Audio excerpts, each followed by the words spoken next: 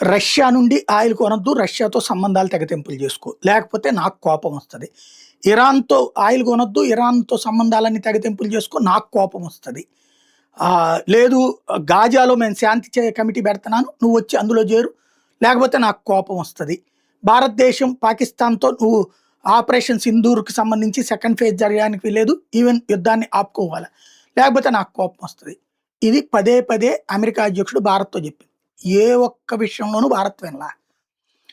America చెప్పాక ఏది మనం వెళ్ళి వాళ్ళ ఉగ్ర స్థావరాల మీద దాడి చేశాక, వాళ్ళు దాడి చేస్తారు మీ మీద, మీరు దానికి సైలెంట్‌గా ఉండిపోండి, మీరేమి వాళ్ళని ఏమి అనొద్దు, ప్రతీకారం తీరిపోయినట్టు ఉంటది, ఇక్కడితో క్లోజ్ అయినట్టు అంటే మూసుకోరా ఎర్రెదవా అనలా.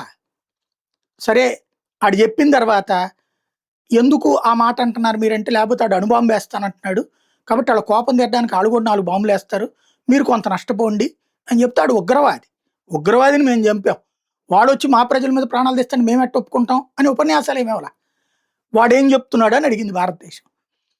అణ్వాయుధాలు వేస్తానన్నాడు అన్నారు. ఓకే సరే రైట్ అనగానే పాపం ట్రంప్ ఏమనుకున్నాడు, ఓహో అయితే నా మాట నేసారు, భారతదేశం సైలెంట్ అయిపోయింది అని చెప్పినే ఇప్పటికి కూడా సొలి చెప్పుకుంటాడు.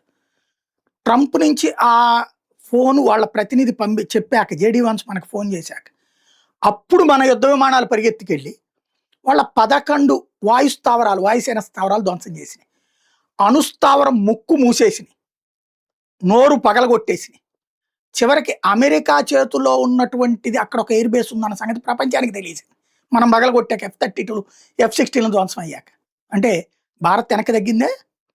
ఆయిల్ నిజంగా అమెరికా చెప్పినట్టు మన రష్యా దగ్గర నుంచి ఆయిల్ కొనుక్కోబోతే ఇవాళ మనం 350 రూపాయలకి 450 రూపాయలకి ఆయిల్ కొనుక్కోవాలి, కానీ లేదే. ఎందుకని? రష్యా నుండి కూల్గా కొనుక్కుంటానే ఉన్నాం.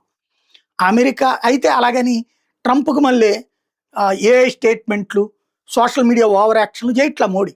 కూల్ ఏమి మాట్లాడు, ఏం మాట్లాడలేదని పాపం పిసుక్కుపోతున్నాడు, పిసికేసుకుంటున్నాడు రాహుల్ గాంధీ. ఎందుకంటే మాటలతో కాదు చేయాల్సింది, చేతలతో.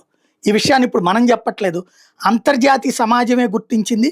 మోడీ వ్యూహాత్మకంగా కొడుతున్నాడు అన్నది global strategy advisor Parag Khanna ఇదే విషయాన్ని తేల్చి చెప్పారు.